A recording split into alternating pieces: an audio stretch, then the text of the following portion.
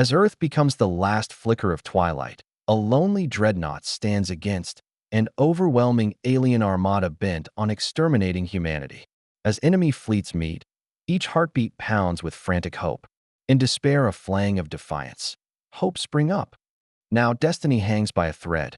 Earth, a bruised and beaten shell of a once great civilization, a singular remnant of times past, its once strong wards scattered to the four winds, rotting accretions of time and withering hope. In the gaping void of a war-torn world, the last human dreadnought, once known as Vigilant Resolve, bore the twisted sigil of her people, a testament to the relentless spirit of mankind. This great bastion of the seas, built for the terrible wars of yore, carried on it the marks of countless battles and whispered tales of heroics. Its hull resembled an amalgam of salvaged bits of advanced technology, a palimpsest of past glories and desperate innovation. In its silence, Vigilant Resolve bore the burden of humanity's survival, a flotilla fortress against a tide of extraterrestrial malice. The skies above Earth glimmered with the malevolent light of incoming enemy ships. The alien armada was an unbreakable wall of over 600 razor-sharp black warships, each the size of small cities flying in disciplined and orderly formation. Their command was fueled by hubris and a relentless thirst to extinguish human defiance once and for all.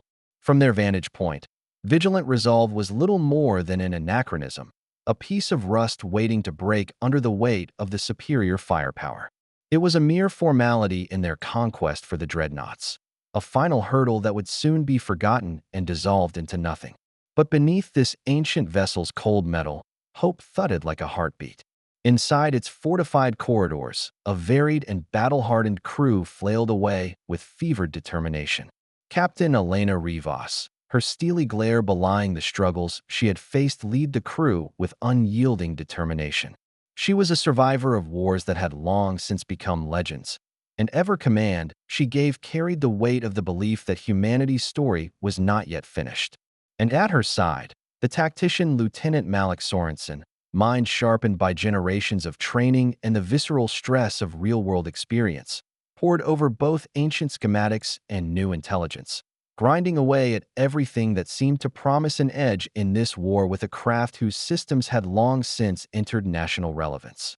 Inside the darkened command center, the crew clustered around flickering monitors and antiquated workstations that pulsated with urgent alerts and streams of data. Every beep and hum signaled that time was running out.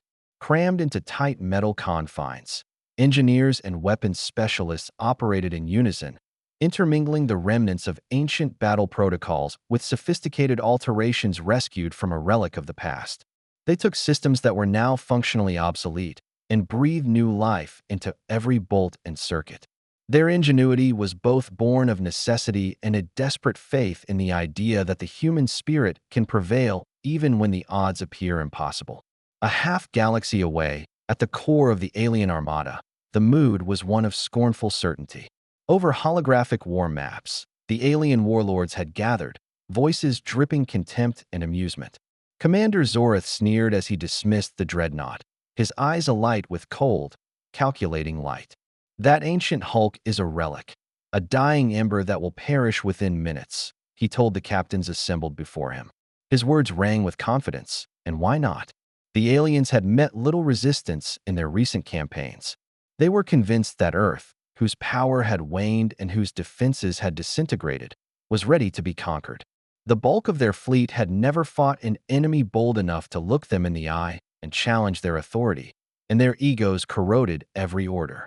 But beneath this veneer of confident victory, a low-level ripple of doubt started to stir in some. Some murmured among themselves among a handful of low-ranking officers, in whispers of anomalies and legends forgotten, of the dreadnought's inexplicable toughness and the strange exercises performed on her frames during humanity's darkest hours. They remembered scraps of old records hinting of the vessel called Vigilant Resolve, a more than mere warship, a living monument to defiance born from the dreams of a people who would not fade into dusty nothingness. Most dismissed such murmurs, which only added an element of unpredictability to an otherwise concerted assault. But on Earth, the stakes could not have been higher. For every soul struggling to survive in the fractured bastions that pocked the ravaged terrain, they were Vigilant Resolve's last line of defense. The stakes were nothing less than the end of mankind and the obliteration of human legacy.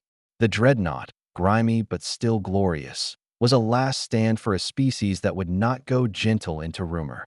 Every groan of its ancient hull and every flurry of its salvaged cannons was a reminder that humanity's defiance was no mere gesture, but a battle for survival itself. As the alien armada dove in, the crew of Vigilant Resolve prepared for the oncoming tempest. Each one of us, from the eldest of the veterans to the youngest of the greenhorns, recognized this confrontation wasn't a battle. It was the moment of an entire civilization. The story of Earth, inked in the blood of struggle and sacrifice, was about to be transformed. In the days that predated the final conflict, loyalties would be challenged, dormant potential revealed, and the essence of hope reshaped in the forge of battle. And humanity had one more trick up its sleeve, a secret encoded in the very heart of its final warship, waiting for the day when the fates would need to be reversed. With Vigilant Resolve spooling up its archaic power plants and arming its weapons, a feeling of steadfast resolve washed over the ship. The Sturm und Drang was set. Destiny waited for its cue.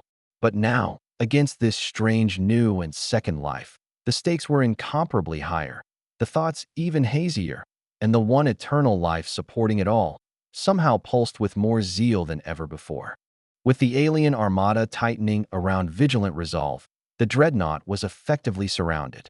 The enemy's preponderance of force was clear. Hundreds of sleek, angular warships swept in like a living, heaving tide. Their formation was tight and systematic, a demonstration of technological supremacy refined over millennia of conquest. On the bridge, Captain Rivas gave a quick look at the fast-approaching fleet, the gravity of doomsday glinting with a glimmer of rebellious hope. Every sensor on the Dreadnought shrieked warnings, tracing a disordered picture of the enemy's relentless approach. For the crew, the battle was not an exercise in brute force, but a test of their creativity and mettle. Lieutenant Malik Sorensen stood at a console in the central bay, his hands dancing rapidly over the surface as he identified potential weak points in the alien formation. "Captain," he spoke with cool urgency, "their ships are synchronized by a central command network. Disrupt that, and we can create confusion in their ranks." He pierced the threat with a steady voice. In a flurry of action, technicians roused up dormant subsystems that lay associated very deeply inside the Dreadnought. Systems which had long ago been considered redundant, repurposed into a final stand. Within the corridors of the ancient ship known as Vigilant Resolve, the hum of resolve echoed in every hall.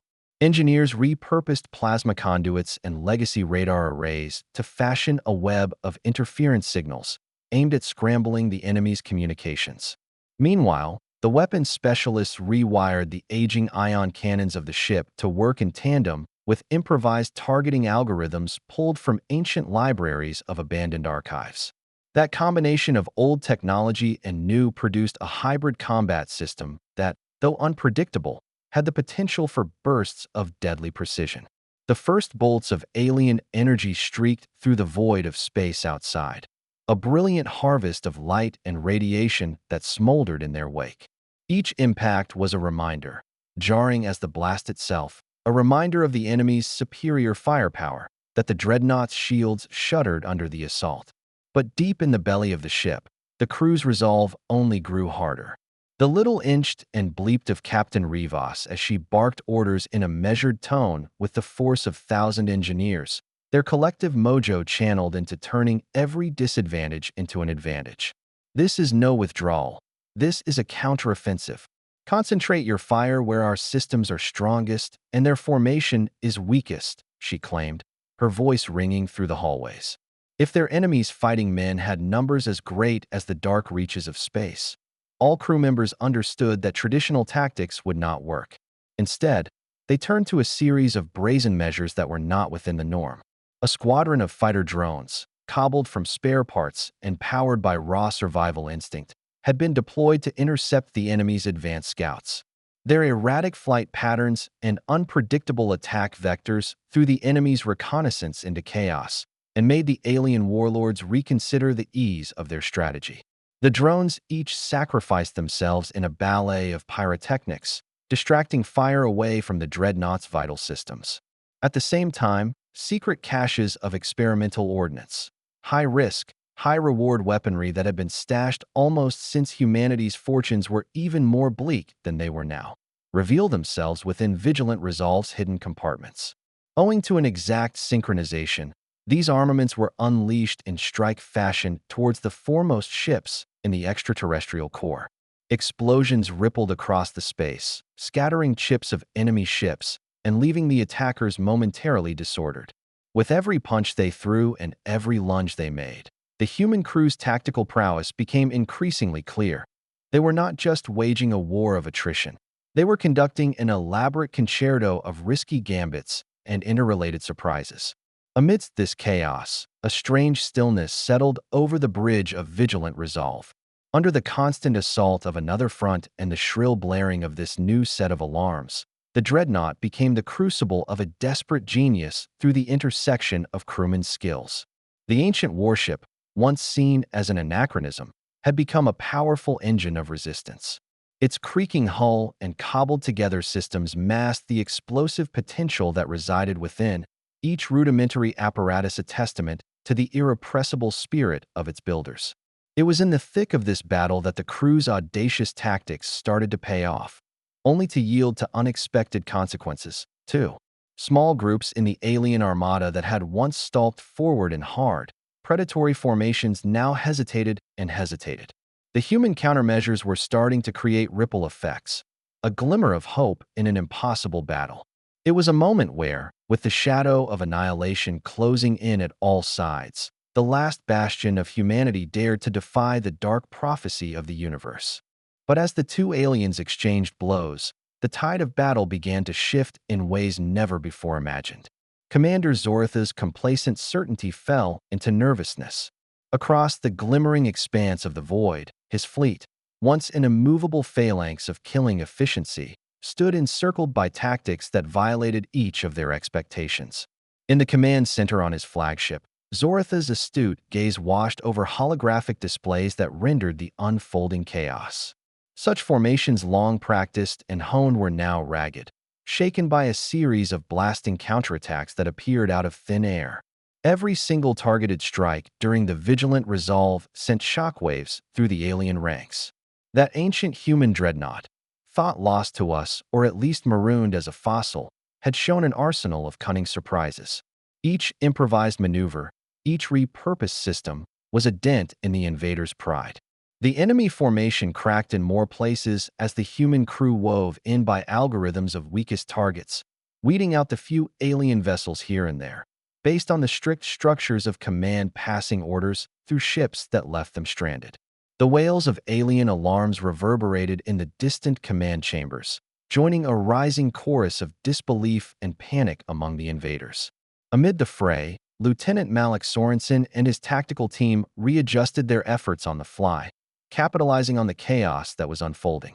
Their central command is destabilizing, Malik reported with a calm but firm voice as he highlighted frantic enemy movements on his screens. Each hit they take on their communications node makes them rethink their formation. They're rushing to restore order, but the train has left the station. Our messiness is their downfall.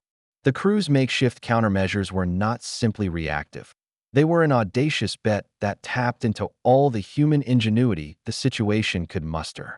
The terror of the Dreadnought's hybrid weapon systems boomed in precise, unpredictable bursts, each shot an assertion of a species refusing to die.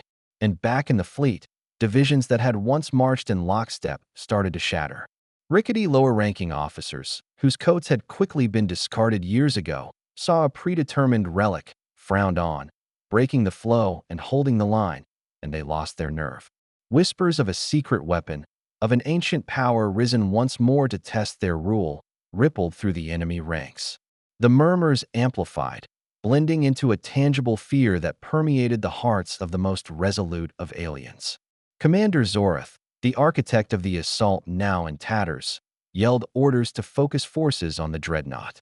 But every rally only added to the confusion. the human warship ultimately deflecting focused salvos with a determination that stretched belief. In the cold emptiness of the void, previously devoid of sound, a new cacophony rang out. It was the echoes of human grit against Xeno hubris that translated into tidal waves of shock that spread through both fleets. On board Vigilant Resolve, every crew member, from the veteran engineers who had patched up the ship's battered hull to the young pilots who had known war only as a daily reality, could feel the shifting momentum. Their screens were a murky surveillance of sorts. Their sensors, both external and internal, felt the tension of a distant engagement. The drama that transpired thousands of miles away between the enemy and friendly forces would be as palpable as an own drama at the finest of theaters. In December, it became painfully clear to the alien warlords that their once unifying faith in superior firepower and unquestioned superiority was already shaken. A secondary command, fearing this tide of rebellion from the human ship, was sent with backup. But even these new ranks fell short against the onslaught of human ingenuity. The Dreadnought's retaliations exploited every flaw in the alien protection.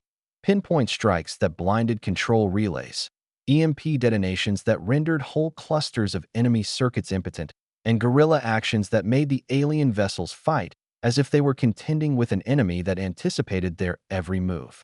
From afar, the galaxy stared, fascinated by the surreal role reversal in fortune.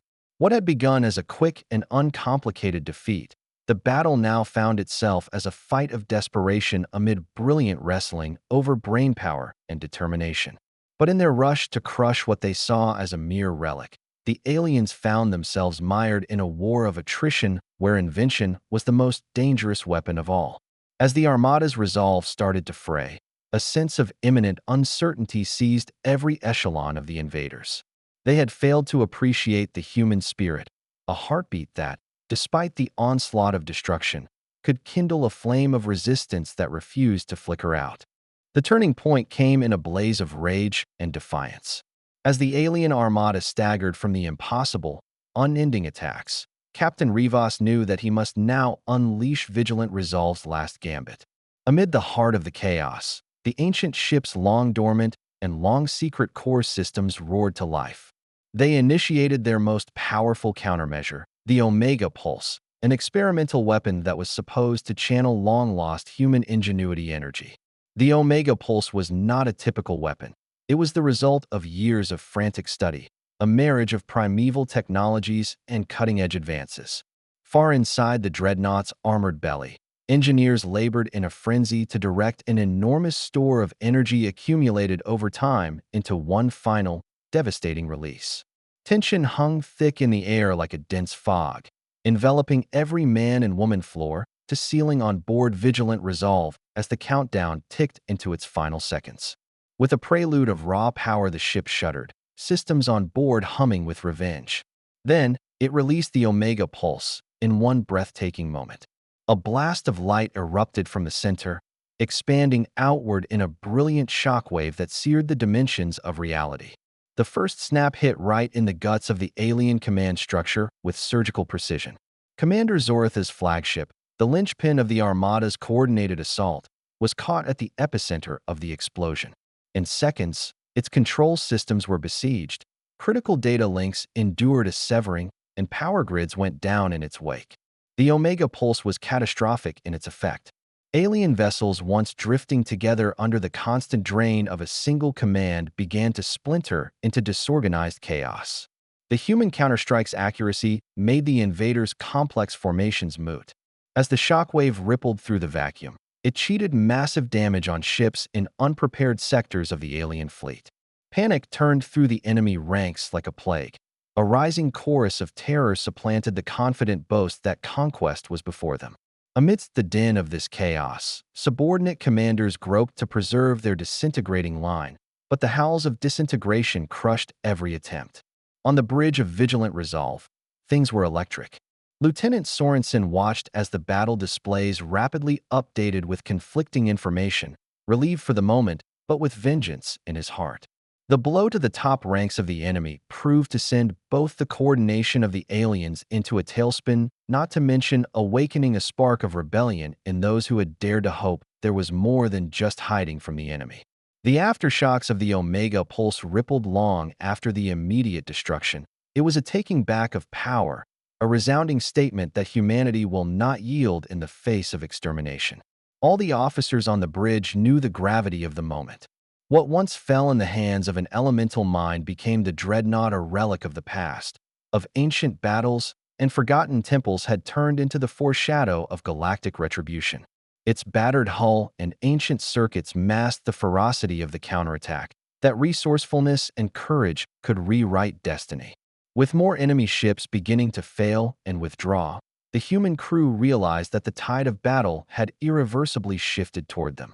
They were part of a once great alien armada that was now collapsing about them, leaderless and fraying at the edges. Not only had the Omega Pulse decimated their command structure, it had blown apart the false belief in their invincibility. The fate of Earth, and maybe the galaxy itself, hung in the balance in that victorious instant, lost in the debris of exploded alien ships. Mankind's indomitability and ingenuity had dealt a crushing blow to an opponent that had seemed unbeatable. It was far from a foregone conclusion, but one thing was for sure. The legacy of vigilant resolve would not be recorded amidst the angst of failure, but to the sound of a triumphant counterattack that reignited hope throughout the galaxy. After the Omega Pulse, in the shakes of the cataclysm, there was a heartbeat of silence, a pregnant pause where every soul aboard vigilant resolve understood the scale of their moment. The wreckage of the alien armada fractured in the void like wounded leviathans, the formations that had once been unstoppable now mere shattering pieces. In the smoke and ruin of battle, Captain Rivas allowed herself a rare moment of introspection. The gravity of each loss and every hard-fought triumph led back to this single moment in time, where the fate of humanity balanced between the chance to live another day and the specter of annihilation. In the command center, the air crackled with a combination of relief and unspent adrenaline. From his console, Lieutenant Sorensen could barely fathom the magnitude of what they had done. It was more than that, though. The Dreadnought had not just destroyed enemy high command. It had re-established the field of arms in the galaxy. He stared, his eyes still painted with the dark-hued afterglow of battle displays, full of the awed, solemn understanding of what it meant. No mere tactical victory, but the resurgence of a spirit many had thought dead. Throughout the ship, in shared lounges and down hallways, murmurs of disbelief and guarded hope echoed. The crew, battle-worn through ages of endless suffering, now experienced a fleeting wave of solidarity and indefatigable pride. To some, the fighting had shifted from a desperate last stand into an ultimate testament to humanity's enduring resilience. The Dreadnought, a relic of a previous age, was back, and a harbinger of hope. Its every scar, every margo of technology, became a symbol of human ingenuity and tenacity in the face of adversity. Word of the battle's results rippled through the cosmos at stunning speed. At the far edge of the galaxy, throughout the void, those who had long considered man to be an obsolete, little pester were now faced with a monumentally shocking reality. The destruction of the alien armada's heart destroyed the myth of invincibility that the extraterrestrial conquerors had long built up around themselves. In the grand theaters of interstellar politics and warfare, the debates played out over the nature of power, the unpredictability of human courage, the unexpected potential lying dormant in a single, defiant warship. In a string of intimate moments, veteran crew members reflected on the sacrifices that had brought them to this turning point. They recalled comrades fallen, and with them, the echo of voices that he'd ushered into the infinite emptiness of the void. These memories were bittersweet, a diaphanous weave of loss punctuated by resounding triumph. Each individual tale infused the collective slog of survival with more feeling, each reinforcing the idea that this fight isn't just about pushing back an invader, but about holding something like a right. The right to be, the right to remember, the right to hope. And in the aftermath of the battle, a profound change swept through vigilant resolve. The ship's weather-beaten hull now appeared to glow with a new vigor, as if it recognized its fate was to inspire. Crew members walked differently, swelling with a sense of purpose, each task reflecting the gravity of their shared accomplishment. And in that, the Dreadnought had become a beacon, a glint of hope amongst a universe mucked up with despair, a living testament that even the wizened can bite back the future with the force of 1,000 stars. The captain, Rivas, stood at the helm, spoke to her crew in a soft yet resounding voice. "Today we didn't just defend our nation, we defended the entire civilized world," he declared. "Proof that humanity is unyielding. Our rebellion has changed the rules of war and the destinies of worlds." This victory should remind us all that even in our darkest hours, hope will always find a way to shine through. Her voice, soft yet firm, reverberated throughout the hull of the ship, mending the ties between warriors who fought, bled, and dreamed together. The general shock of humanity's insubordination reverberated beyond the Earth's orbit. In their arrogance, leaders of aliens who once could not be overreached now met in frantic emergency councils. Their tactics, once based on overwhelming and unchallenged supremacy, became outdated in the face of an opposite they had badly underestimated. Pegged with very human doubts and arguments over what an aggregate of the masses could do against such hopelessness, yet knowing that humanity itself could, no would, turn the dagger upward with one final act of pure bravery. It was an event that upended galactic power dynamics, forcing erstwhile dominators to recognize that the era of humanity's insignificance was at an end. In that infinite void, those wreckages of defeated hubris and exotic overreach, vigilant resolve was a star of its own. It was an affirmation of the notion that history is not only written by the victors, but rather by those who rise up for what is just when all odds are against them. Humanity, once crushed down and wiped off the map, had erupted back into life in a way that would start again, but in a future not ruled by fear. As the devastating conflict subsided, a quietude settled upon the cosmos, a stillness imbued with both sorrow and victory. From across the galaxy, voices that had once prophesied humanity's imminent extinction now whispered in reverence of an impossible victory. Earth, bruised but resolute, still turned in a broken cosmos. In every direction, the alien armada that had allowed it to burst the husks of the androids was left in fragments and confusion in its wake. Instead, a new narrative was forged, one of defiance, resilience, and the unyielding spirit of human perseverance. Upon the surface of all of Earth, the remnant history of just a few great bastions lay in ruins, setting a somber memorial to the countless legionnae that paved the way to this moment. The planet's beleaguered landscapes now sat witness to a rebirth of hope, siling between the rebirth of a fallen civilization to gazing into the fires of people ready to rebuild. But between the silences, an excitement danced between them, an echo of the realization that the fight had been more than just winning the war, that it was a return to, a finding of, humanity itself. On what remained of the breastworks of the last human dreadnought, vigilant resolve, her crew had taken a moment to reflect. It was a battered but resilient ship, sustaining a war-torn look but still embodying the undying will to survive that had kept these people forever in the hearts of history. Every dent, every scrap of armor salvaged, spoke to a tale of sacrifice and invention, a tale that would be passed down in quiet whispers and roaring triumph for ages to come. The Dreadnought was now an icon, not of military might alone, but of a civilization that against all odds had turned its darkest hour into a shining moment of hope. Across distant star systems, onlookers stared at the results of a battle that would have tormented any seer. The lessons of Earth's defiance were debated among scholars and strategists. The last stand had rewritten the rules of war. But the age-old saying, as per the powerless always losing, had been vanquished, and another incredibly echoed that it is the resilient who improvise and war for their existence that survives. The event marked a new dawn, and the story of vigilant resolve spread like wildfire across galaxies, the name synonymous with triumph in the face of adversity. The climactic battle, once thought to be a harbinger for the end of humanity, instead marked the beginning of a new age. The universe, a neutral spectator, had observed an inflection point, a moment when failure could not be entertained, and hopelessness was greeted with defiance. In that defining moment, as marauding enemy fleets buckled and new alliances rose in the dark of calamity, the message was unmistakable. They sought to annihilate us, but we reversed the annals of history instead.